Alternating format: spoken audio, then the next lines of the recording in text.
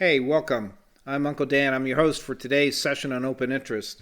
Just to give you a bit of background, I've been in the financial markets for more than 35 years, and I've now decided to set up this channel to help other people understand how the financial markets work. So feel free to leave any comments or questions down below, and I'll gladly help you try to get your head around how these markets work. So today's real interesting. I'm going to do part one only, a very brief session to make sure that you really got your head around how open interest is calculated and what it's all about. Then part two, using different tools to better understand how to find where these big funds are trading. So today we're going to look at open interest on stock options. Now if you don't know what a stock option is, go to the basic option playlist and start there. Then come back for this one on open interest, okay? So the question is, what is open interest? And open interest is basically the money flows in and out of a stock option. It allows us to find those big funds trades. Now how is it calculated?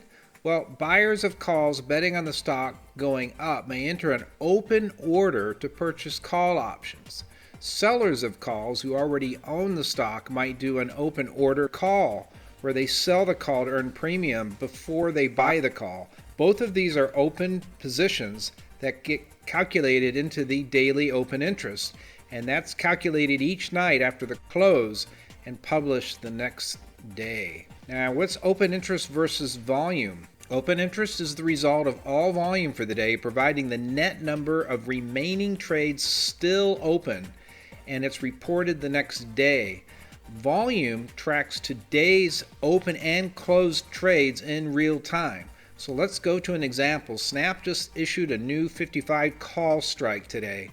Tom wants to buy 5 calls to open, so the open interest goes up by 5 and the volume goes up by 5.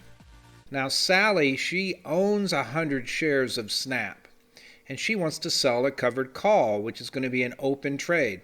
So when she sells that covered call, the open interest goes up from 5 to 6, and the volume goes up from 5 to 6. So they both go up by 1. Later, Tom wants to sell 3 calls. Now he's selling them to close because he had bought them earlier.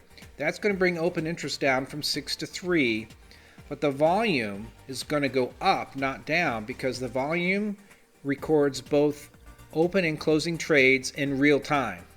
Now Sally wants to buy back the call she had sold earlier, so she's going to buy a call as a closing trade, which is going to reduce open interest by 1, but it's still going to increase volume by 1. So volume's going up to 10.